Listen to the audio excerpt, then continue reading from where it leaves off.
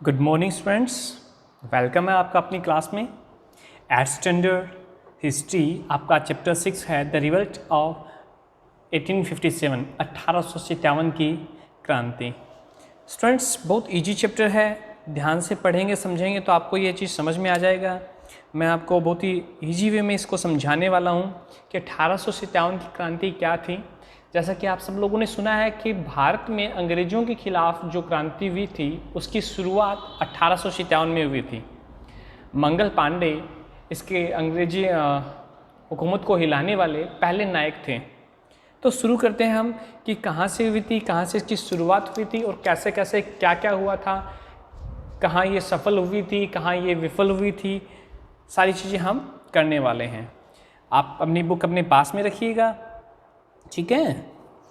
The expansion of the British territories in India and their policies had adversely affected all sections of Indian people, the rajas, the nawab, the landlords, the sepoys and peasants. Sepoys सिपाहियों को कहा गया, peasants कहा गया है किसानों को। कि ब्रिटिश राज है जो बढ़ता गया, उसने राजा को, नवाबों को, जमींदारों को, सिपाहियों को और किसानों को सबको आहत किया, नुकसान भी बहुत पहुंचाया। By the mid-19th century, the British had firmly established their political control over India. राजनीतिक रूप से इंडिया के ऊपर उन्होंने अच्छा खासा अपना कब्जा कर लिया था। अब 1857 में क्या हुआ था? The important among them were the second Munda rising. लोगों ने अलग अलग 18वीं शताब्दी में लोगों ने अलग अलग जगह पे और इसका धीरे धीरे अंदर ही अंदर विद्रोह करना शुरू किया गया था, क्योंकि सब लोग अंग्रेज़ों से इतने परेशान हो गए थे, उनकी जो पॉलिसीज़ थी उनसे परेशान हो गए थे। अंग्रेज़ों ने क्या किया था कि भारत के हर हिस्से पे अपना राज करना शुरू कर दिया गया था, हर काम में वो दखल देना शुरू कर रहे थे। इसकी वजह से इंडियंस को प्रॉब्लम हो रही थी। 1837 second Munda rising, Sanyasi revolt 1770, Santhal rising 1855, the revolt of Faraizis 1838, ये सारे के सारे हैं जहाँ पे विद्रोह धीरे धीरे हुआ। The mutiny at Barrackpore 1824, the Bareilly rising 1816 and the mutiny of Govindgarh regiment 1850। अब ये म्यूटिनी क्या होता है? Mutiny is an open rebellion against, मतलब खुल के जो सामने आकर के विद्रोह करे, उन लोगों का जो ग्रुप था उसे म्यूटिनी कहा गया और वो लड़ते थे इस चीज़ को लेकर के। विद्रोह है, रिवोल्ट और रिबेलियन, विद्रोही कहा जाता था उन्हें। The revolt of 1857 began as a sepoy mutiny, और 1857 की क्रांति को सिपोई म्यूटिनी कहा गया था, क्योंकि मंगल पांडे जी जो थे वो एक सिपाही थे एक रेजिमेंट के अंदर। कैसे हुआ वो हम आगे बढ़ेंगे, लेकिन धीरे धीरे ग्रेजुअली, मतलब धीरे धीरे और हर सेक्शन में इसको माना जाने लगा। वीडी सावरकर है, उन्होंने कहा था कि यह जो भारत का पहला और आज़ादी के लिए युद्ध शुरू हुआ था। अशोक मेहता जो एक राइटर थे, उन्होंने भी कहा था कि rebellion of 1857 was more than a mere sepoy mutiny. उन्होंने कहा था कि 1857 की जो क्रांति हुई थी वो सिर्फ एक सिपोई म्यूटिनिटी नहीं थी, उनसे बढ़कर थी। बढ़कर इसलिए थी कि उस क्रांति को देखकर वहाँ के जो लोग थे बाकी वो सारे के सारे सोचने लगे थे कि हमें भी एकजुट होकर के विद्रोह करना चाहिए। अब हम the causes of the revolt पढ़ते हैं कि क्या कारण थे उस क्रांति के। पॉलिटिकल कोज इम्पोर्टेंट है। The annexation of states by the subsidiary alliance system and doctrine of lapse. Students, ये डॉक्ट्राइन ऑफ लैप्स जो था ये अंग्रेज़ों के द्वारा बनाया गया एक ऐसी पॉलिसी थी। देखो, अंग्रेज़ों का सिर्फ और सिर्फ एक टारगेट था कि किसी भी तरीके से बाय हुक बाय क्रूक हमको इंडियंस की जो ताकत है वो अपने हिस्से में लेनी है। डॉक्ट्राइन ऑफ लैप्स का मतलब ये था, अगर किसी राजा के बेटा बेटी नहीं है, बेटा नहीं है, तो उसका जो राज है वो सारा का सारा कंपनी ले लेगी। कंपनी मीन्स अंग्रेज है, वो राज करेंगे वहाँ पे। मान लीजिए अगर किसी के बेटा नहीं हुआ तो वो राज करेंगे। अब हुआ क्या कि rulers of Hyderabad, Mysore, Tanjore, Jodhpur, Jaipur, Bundi, Bharatpur were forced to accept the subsidiary alliance system. उनको एक्सेप्ट करना पड़ा क्योंकि वो कमज़ोर थे और अंग्रेज़ों ने उन्हें बाधित कर दिया। State of Satara, Sambalpur, Jaipur, Bhagat, Udaipur, Jhansi and Nagpur were annexed under the doctrine of lapse. Doctrine of lapse के अंदर वो आ चुके थे। अब अगर किसी का बेटा या बेटी हम गोद लें तो वो इन्होंने मानने से इनकार कर दिया था। Oudh was annexed on pretext of misgovernance, कुछ को मिस गवर्नेंस कि आपका राज सही नहीं है, इस वजह से इनको क्या कर दिया गया था, रोक दिया गया था।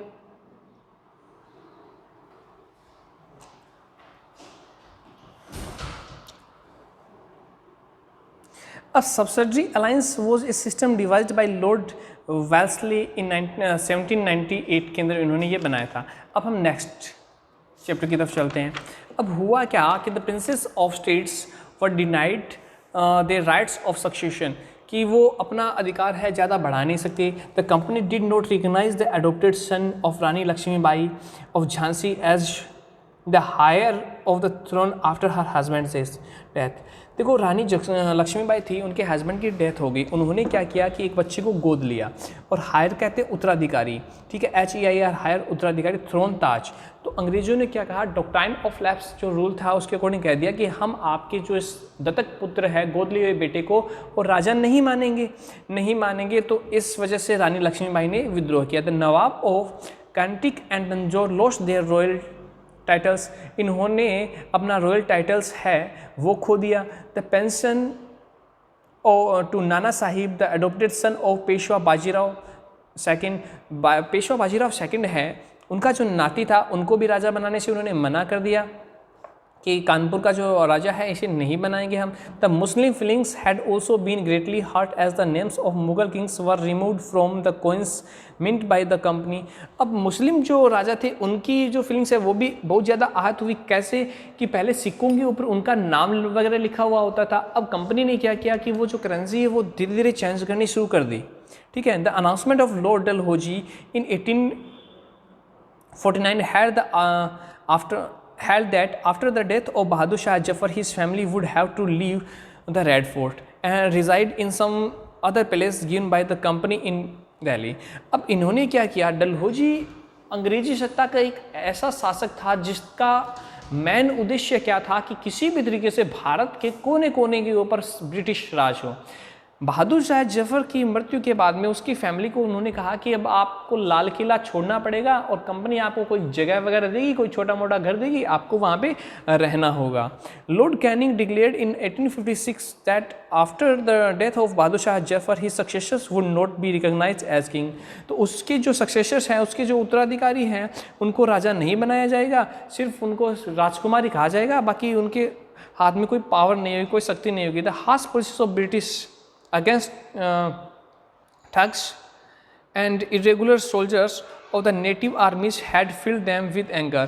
अब क्या था कि उन्होंने जो ठग्स थे या जो लुटेरे मान लीजिए, उनके खिलाफ भी बहुत ही ज़्यादा और अपनी जो पॉलिसी रखी थी, तो उनका भी संतोष नहीं था, वो भी विद्रोह करना चाहते। In the revolt of 1857 they fully supported the rebels, और इसलिए जो ठग्स थे उन्होंने भी किसका साथ दिया, रिबेल्स का साथ दिया था, विद्रोहियों का। एडमिनिस्ट्रेटिव कोजेज, एडमिनिस्ट्रेटिव कोज का क्या था कि all the higher post under civil and military services were reserved for the British, कि सेना में या जो कोई भी बड़ी पोस्ट होगी वो सिर्फ और सिर्फ ब्रिटिश लोगों को ही दी जाएगी, और छोटी पोस्ट हैं वो बाकी लोगों को दी जाएगी। मतलब इंडियंस के हाथों से पावर छीन के पावर किसको दी जाने लगी, ब्रिटिश को दी जाने लगी। The chances of promotion of Indians in both civil and military services were very few. अब भारतीयों के जो और प्रमोशन के जो चांस थे वो नए के बराबर थे, प्रमोशन सिर्फ और सिर्फ ब्रिटिश का होता था।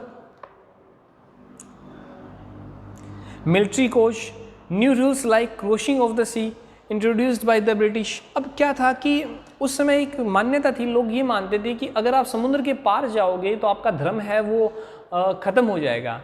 और अंग्रेज़ों ने क्या कहा कि आपको युद्ध करने के लिए और जाना पड़ेगा। बर्मा के साथ में युद्ध हुआ था कंपनी का और 1824 में, तो उन्होंने कहा था कि आपको युद्ध करने के लिए और यहाँ से बाहर जाना पड़ेगा। लोगों ने बोला कि हम तो यहाँ नहीं जाएंगे, जो इंडियन सोल्जर्स थे, कि हमारा धर्म है वो ख़त्म हो जाएगा। तो ये भी एक रीजन था। इसी साथ में जो पेशेंट्स थे उन्होंने भी उनका साथ दिया। इकोनॉमिक कोजेस क्या था कि both the peasants and zamindar were dissatisfied with the revenue policy. कर की जो उनकी नीति थी उससे किसान और जमींदार है वो सारे के सारे परेशान थे। रेवेन्यू कलेक्शन था उनका बिल्कुल भी सही नहीं था। In the newly acquired territories, the British had totally ignored the landlords and had established direct contact with the patients। अब उन्होंने क्या क्या कि सीधे वो किसानों से अंग्रेज़ लोग है टैक्स लेने लगे। तो वहाँ के जो ज़मींदार लोग थे, बड़े लोग थे, वो नाराज़ होने लगे। Large area of lands were constituted and sold by auction to the highest bidders. अब हुआ क्या कि जो गरीब किसान टैक्स नहीं चुकाता उसकी ज़मीन की वो बोली लगा देते थे ऊंचे दामों में और वो अपने पास रख लेते थे। तो जो किसान बेचारा बिना ज़मीन के रह जाता था। और इंडियन जो सामान बनाते थे, हैंडीक्राफ्ट का या इंडस्ट्रीज था, उनको भी उन्होंने क्या कर दिया, ख़त्म कर दिया था। Social and religious cause, social और रिलीजियस कोज भी काफ़ी ज़्यादा इनके हो गए थे। हो किस वजह से गए थे, देखिए उन्होंने क्या किया, जो हिंदू थे और मुस्लिम थे उन सब के साथ में क्रूअल्टी मतलब बुरा व्यवहार करना शुरू कर दिया गया था। उनकी वो रिस्पेक्ट नहीं करते थे, उनको बेइज्जत करते थे, एसल्ट करते थे और छोटी छोटी चीज़ों के लिए बहुत बड़ा पनिशमेंट उनको दिया जाता था। और वो चाहते क्या थे कि हिंदू मुस्लिम है वो धीरे धीरे क्रिश्चियन में कन्वर्ट हो जाएं। They could full support to British who provide extra facilities to them. In 1850 in new law made conversation of Christianity easier. 1850 में एक नया रूल उन्होंने बना दिया कि आप बहुत ही जल्दी आसानी से और क्रिश्चियन बन सकते हो। The British were against idol worship. अब ब्रिटिश क्या थे, मूर्ति पूजा के खिलाफ थे, इसलिए वो हिंदू के देवी देवताओं का अपमान करते थे। They tax the lands belonging to Hindu temples and Muslim mosques. उन्होंने मुसलमानों की मस्जिदों पे, हिंदुओं के मंदिरों के ऊपर टैक्स लगा दिया कि मंदिर जाओगे तो आपको टैक्स भरना पड़ेगा, मस्जिद जाओगे तो आपको टैक्स भरना पड़ेगा। इससे हिंदू मुस्लिम की जो फीलिंग्स थी वो काफ़ी ज़्यादा आहत हुई थी। ब्रिटिश सिर्फ और सिर्फ ये चाहते थे कि किसी भी तरीके से और अपना राज हो। British made effort toward the spread of English education, widow remarriage and legislation against the practice of sati. These acts were regarded by the Indians as direct interference in their religious and social lives. देखो अंग्रेजों ने कुछ भी अगर ठीक काम किया था ना तो वो ये था कि उन्होंने कुछ बुरी प्रथाएं थी, जैसे बच्चे पढ़ाई नहीं करते तो उनकी पढ़ाई करवाना, विडो रीमैरिज विधवा विवाह वापस से वो करवाने के लिए शुरू हुए थे। उन्होंने ये भी रखा था कि सती प्रथा है उसको ख़त्म करें। सती प्रथा का मतलब ये होता था अगर किसी लेडी का हस्बैंड ख़त्म हो गया था तो उसकी चिता के साथ में वो लेडी भी जल जाती थी। तो ये बहुत बुरा था इनका और अंग्रेज़ों ने विरोध किया था। अंग्रेज़ों ने विरोध किया था तो ये भारतीयों को अच्छा नहीं लगा। हालांकि एक्चुअल में ये ठीक था कि ये चीज़ें सही नहीं थी जिनको हम आज समझते हैं, लेकिन उस समय और हमारे जो इंडियंस थे वो इस चीज़ को नहीं समझ रहे थे। इमीडिएट कोच जो हुआ था, अगर कहें कि ज्वाला कहाँ से फूटा 1857 की क्रांति का, तो वो ज्वाला फूटा था यहाँ से। कैसे कि 1856 में ब्रिटिश गवर्नमेंट है उन्होंने एक नई राइफल लॉन्च की, इनफील्ड राइफल, ठीक है। और इनफील्ड राइफल को लेकर के बात क्या चली आर्मी के अंदर कि इस राइफल के अंदर कारतूस लोड करने के बाद में और मुंह से और राइफल को जब लोड किया जाता है तो एक कागज या फिर एक पन्ना है वो फाड़ा जाता है और वो सूअर या फिर गाय की चर्बी से बना हुआ होता है। अब गाय है वो हिंदुओं का प्रमुख जानवर है, जानवर क्या माता कहते हैं गाय को हम हिंदू, और पिग्स को सूअर अपना मानते हैं। तो हिंदू और मुस्लिम दोनों ने इसका विरोध किया। ये एक मुख्य कारण था कि उनका जो कार्टेज था, जो कारतूस था, उसके ऊपर ग्रीस लगा हुआ ना, चर्बी लगी हुई होनी, ये इसलिए वहाँ पे जो सोल्जर्स थे उन्होंने मना कर दिया कि हम तो इसको यूज़ नहीं करेंगे। The outbreak and spread of the revolt. उसी समय क्या था 1857 में north part of India, Bharat के उत्तरी क्षेत्र में क्रांति हुई। क्रांति कब हुई कि 29 मार्च 1857 में एक सिपाही था जिसका नाम था मंगल पांडे। उसने अपने जो ऑफिसर था बैरकपुर का उसको मार दिया। क्यों मार दिया? सिर्फ और सिर्फ इस कार्ट्रिज को लेकर के। उसने कहा कि मैं इस बंदूक को यूज़ नहीं करूँगा और उस जो ऑफिसर ने है उसके साथ में बदतमीजी की और उसने उसे मार दिया। तो विद्रोह है कि जो पहली गोली चली थी वो मंगल पांडे ने चलाई थी और वहाँ से शुरुआत हुई थी विद्रोह की। और 9 मई 1857 1857 9 मई को उसको फांसी पे लटका दिया गया था। 85 और भी सिपाही थे जिन्होंने मना किया था कि हम इस कार्ट्रिज का यूज नहीं करेंगे। उनको 10 साल के लिए सेंटेंस्ड एंड वह सेंटेंस मतलब जेल में डाल देना, ठीक है, 10 साल के लिए जेल में डाल दिया गया। ऑन 10th में a group of soldiers march towards the Meerut jail, और 10 मई को क्या हुआ था कि सोल्जर्स का ग्रुप है वो गया और उन्होंने अपने जो 85 सैनिक भाई थे उनको कब्जे में लिए थे, उनको छुड़ाने के लिए आक्रमण कर दिया। उन्होंने ही सारे के सारे जो हथियार थे, एनिमेशन थे, उन पे कब्जा कर लिया और शुरुआत हो गई क्रांति की। The rebel sipahi then march towards Delhi on the night of 10th में, और वहीं से 10 मई की रात को दिल्ली की तरफ उन्होंने कूच कर दिया। अब दिल्ली में कौन था? दिल्ली में तो पहले से ही वहाँ पे क्या थे, बहादुर शाह जफर की फैमिली थी, वो तो पहले से ही विद्रोह चाहती थी क्योंकि उन्हें रेड फोर्ट से निकाल दिया गया था, उन्होंने उनका साथ दिया। अब बहादुर शाह जफर के नेतृत्व में ये लड़ाई आगे बढ़ी, ठीक है। अब 1851 में गवर्नर जनरल लॉर्ड डलहौजी उन्होंने क्या कहा था? उन्होंने कहा था कि ये चेरी अवध जो है वो तो चेरी है और मैं इसे खा जाऊंगा। अब इतना आसान थोड़ी ना था किसी चीज़ को खाना, भारतीयों के ऊपर आक्रमण करके उनको जीतना। The man centre and the leader of the revolt, देखिए ये इस डायग्राम के अंदर व्हाइट कलर में है, मेरठ, दिल्ली, बरेली, लखनऊ, कानपुर, झांसी, फैजाबाद, यहाँ पे विरोध शुरू हुआ था 1857 में। तो दिल्ली में कौन थे? दिल्ली में थे भगत खान, वो the leader of rebels. Kanpur में थे नाना शाह क्योंकि उनके नाती को राजा नहीं बनने दिया। लखनऊ में थे ब्रिजिश Qadir, was proclaimed as the new Nawab of Lucknow. He was the son of the deposed Nawab Wajid Ali Shah. बहादुर शाह जफर के उत्तराधिकारी के रूप में इन्होंने लिया था। बेगम हजरत महल, मौलवी अहमदुल्ला के साथ में विरोध किया था। झांसी की रानी लक्ष्मीबाई, उन्होंने तांत्या टोपे के साथ में इसका विरोध किया था। बरेली में खान बहादुर खान विरोध किया था। बिहार में Kunwar Singh the raja Jagdishpur led the rebel at Arrah in Bihar, और यहाँ पे इन्होंने विरोध किया था। इसी के साथ में ये विरोध है आगे भी बढ़ा, कहाँ? थोड़ा बहुत Andhra Pradesh, Kerala, Karnataka, Tamil Nadu and the territories of Goa, Daman Diu and Pondicherry. Revolt at Awadh, Awadh के अंदर कैसे हुआ? देखिए अवध नवाब वाजिद अवध के अंदर क्या था कि नवाब वाजिद अली शाह का राज था, ठीक है। The British had imposed A subsidy alliance on Awadh in 1801. In 1856 Awadh was annexed by the British on the pretext of misgovernance. उन्होंने कहा कि आप है अपना राजकाज है वो अच्छे से नहीं चला रही हो, इसलिए आपको, और राजा तो माना जा रहा है लेकिन यहाँ पे जो राज करेगा वो कौन करेगा?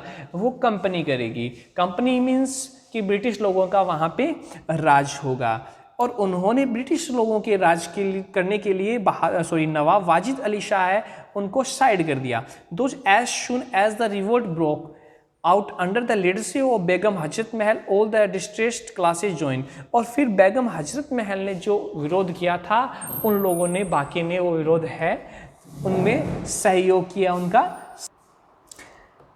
सप्रेशन ऑफ द रिवोल्ट, अब ये रिवोल्ट, ये जो विद्रोह है ये कहाँ फैला, कैसे फैला, उसके बारे में हम बात करते हैं। The British made all effort to suppress the wide spread revolt, British ने और हर वो कोशिश की कि इस विरोध को फैलने से रोके। New laws were passed and fresh reinforcement were moved in from England.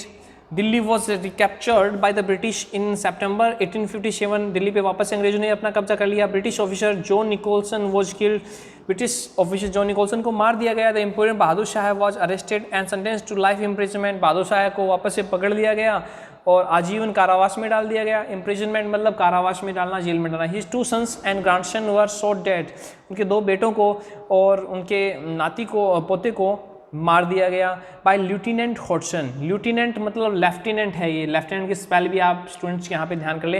Hodson ने और उसके 2 बेटों को और उसके पोते को मार दिया।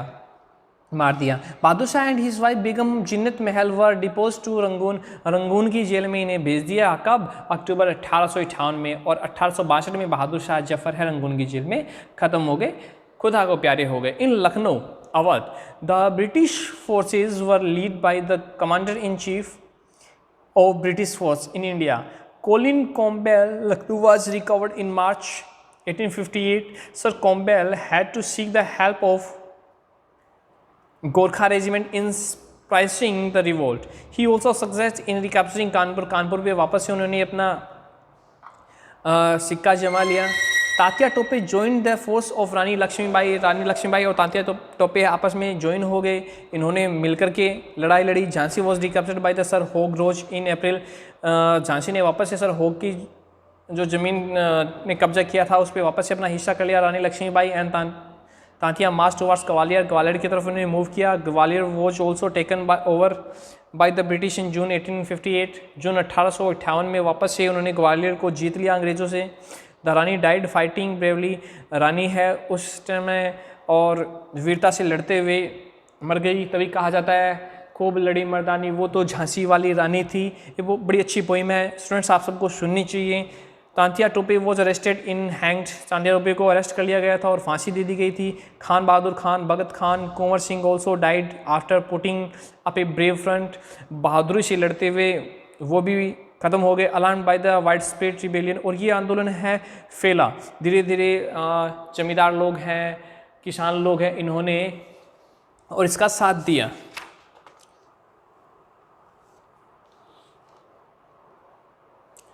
जिन लोगों ने भी इस रिबेल में साथ दिया था उनको धीरे धीरे पकड़ करके और मारा जाने लगा, फांसी लटकाई जाने लगी। फेलियर ऑफ द रिवोल्ट, देखो और फेल क्यों हुआ ये रिवोल्ट? फेल इसलिए हुआ कि ये छोटे छोटे जगहों पे हुआ था, पूरे हिंदुस्तान में एक साथ में नहीं हुआ था, ठीक है। रिवोल्ट वॉज लोकलाइज था छोटे छोटे जगह पे। दूसरा कि ये रिवोल्ट है वो फैला नहीं, ज़्यादा विकसित नहीं हुआ। एक और भी इसका कारण है, वो क्या है कि हमारे जो लोकल लीडर्स थे, जो राजा लोग थे, इन्होंने और भारतीयों का साथ नहीं दिया, अंग्रेजों का साथ दिया था इसमें। ये बहुत बड़ा प्रमुख कारण रहा था। दूसरा, इनका कोई लीडरशिप नहीं होना। सब लोग क्या हुआ कि अपने अपने छोटे छोटे स्वार्थ के लिए और लड़ाई कर रहे थे, एक नहीं होकर के लड़ रहे थे। यूनिटी नहीं दिखाई गई थी। अगर यूनिट होते, वहाँ पे यूनाइट होते तो शायद ज़्यादा प्रभाव पड़ता। और 1857 के अंदर जो जंग छिड़ी थी, शायद वो 1900 में हम जीत जाते और भारत 50 साल पहले आज़ाद हो गया होता। लेकिन इसके प्रभाव बहुत पड़े थे। Impact of the revolt, revolt के क्या प्रभाव पड़े थे? देखिए कि 1858 में the Government of India Act was pass the power of the East India Company were transfer to the British crown. कि अब ईस्ट इंडिया कंपनी है वो ब्रिटिश राजा है या महारानी है, उसी को सौंप देगी सब कुछ। British member was appointed by the secretary of state of India. He was made responsible of all matters related. वही अब इस मामले का ध्यान रखेंगे, कोई भी काम होगा तो वो ध्यान रखेंगे। और इसके लिए उन्होंने एक डिजिग्नेशन, एक पोस्ट बना दी। उस पोस्ट को कहा गया था वाइसरॉय। क्या कहा गया था उस पोस्ट को? Viceroy. He was to be personal representative at of the crown. कि क्राउन है वो उसको खुद देखेगा, जिसे वाइसरॉय कहा गया था। The respect, dignity of honor, the native princes was acknowledged. The ruling chiefs were restored to their territorial rights. अब उनको वापस से उनके हक दिए जाने लगे थे। Pass their property and titles to their successors. उनके जो जैसे ये रोल ऑफ डॉक्ट्राइन था उसको हटा दिया गया था यहाँ पे, और बोले कि अब कोई भी है वो सन एडप्ट बेटा है वो एडप्ट कर सकता है और राज कर सकता है। वो इसलिए कि डर गए थे अगर ऐसा नहीं करेंगे तो वापस से ये भारतीय विरोध करेंगे और हम इतनी शक्ति में है नहीं कि हम ख़त्म हो जाए। The Indian civil service act of 1861 passed increase the interview of more Indians in the covenanted services. For this an annual exam was to be held in London. London के अंदर और हर साल एग्जाम होने लगे। As the Indian sipahi were responsible for the outbreak of the revolt, the Indian army was now thoroughly organized. अब उन्होंने क्या किया, उनको मालूम चला कि 1857 की क्रांति है, उनमें सिपाहियों का जो मुख्य योगदान रहा था, तो उन्होंने जो आर्मी थी उसको अलग करना शुरू किया था। Number of Indian soldier in the army were reduced.